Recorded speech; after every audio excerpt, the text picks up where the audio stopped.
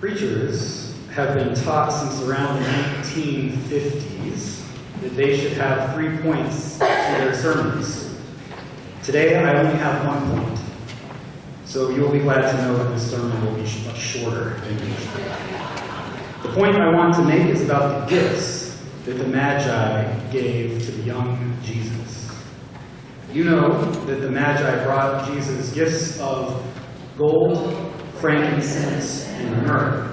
These were wonderful gifts, and Christian tradition tells us that they were perfect for a king.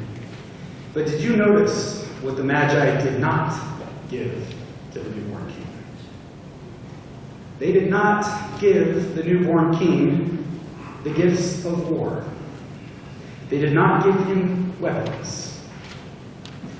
No swords, no horses and chariots, no tanks, no missiles, no aircraft carriers, no drones.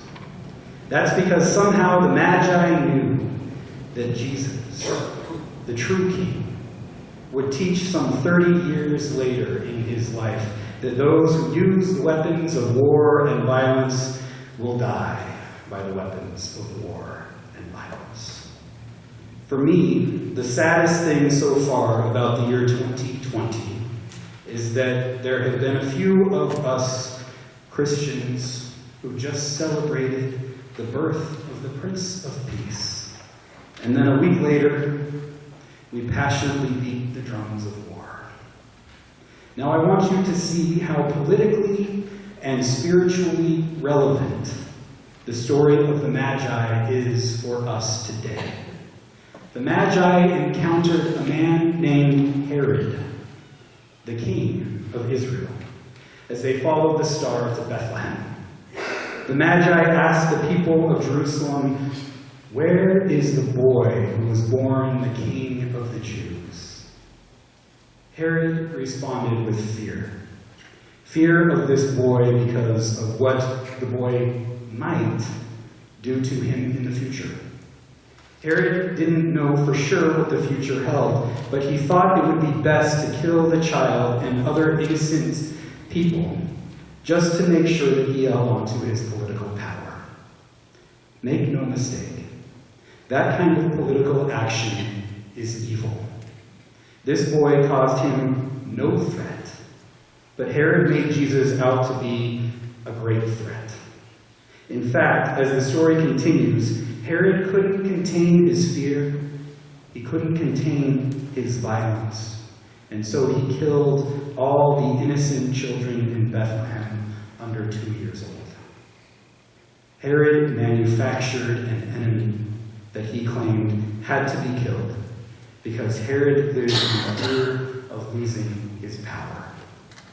Does this sound like any politician that you know? Now Herod told the Magi that when they found the boy to return to him and tell him where the boy was, because he would like to pay him homage too. But God came to the Magi in a dream. God told them not to return to Herod, because Herod had plans to kill the baby.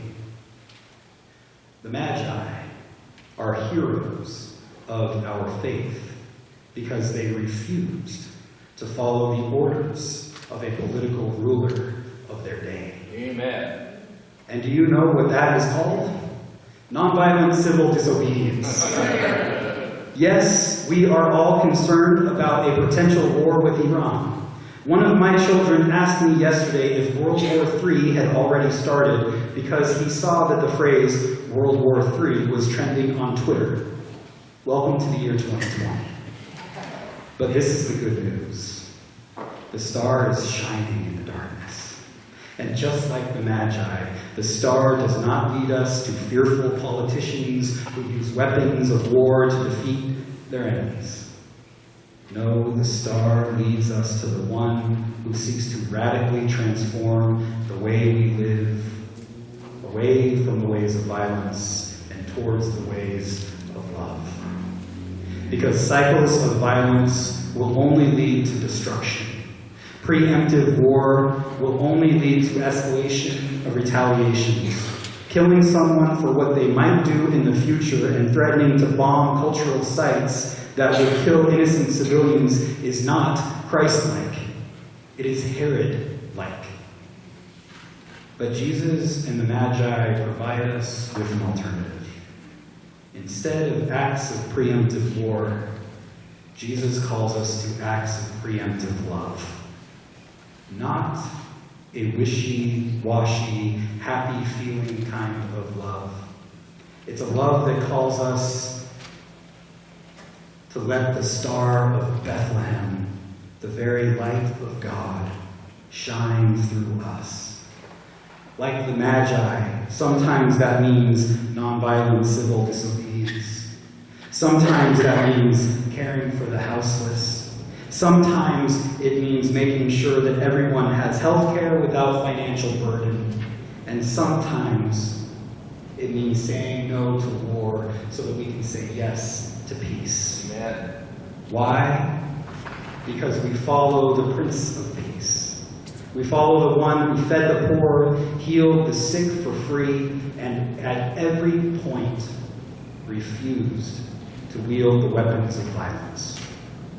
And so when the darkness of violence, war, and greed seem all-encompassing, my friends, it is merely an opportunity for the light of God to shine through us even more.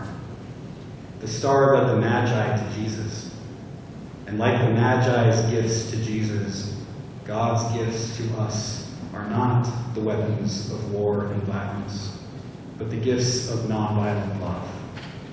And that same star leads us to Jesus, who made this point. The world is not made better through more violence. The world is made more better through love. May we participate in that love today and forevermore. Amen. Amen. Hi everyone, this is Adam Erickson, reminding you that no matter who you are or where you are on life's journey, you are welcome at Clackamas United Church of Christ. We are located at 15303 Southeast Webster Road in Milwaukee, Oregon. We are so glad that you found this podcast. All of our podcasts will always be free, but we rely on the financial support of our members and our friends. If this podcast meant something to you, you can help us out in two ways. You can share this podcast with someone you think might be interested. You can also help us financially by donating to the wonderful missions we have here at Clackamas United Church of Christ. To do so, you can go to our Facebook page, our website, or our YouTube channel, and click on the Donate Here button. Our worship services start at 10:30 on Sundays, except for during the summer months when we start at 10 o'clock. If you would like more information on our church, you can visit our website at c-ucc.org. You can also reach out to me through email at adam@c-ucc.org. Until next time, grace and peace be with you.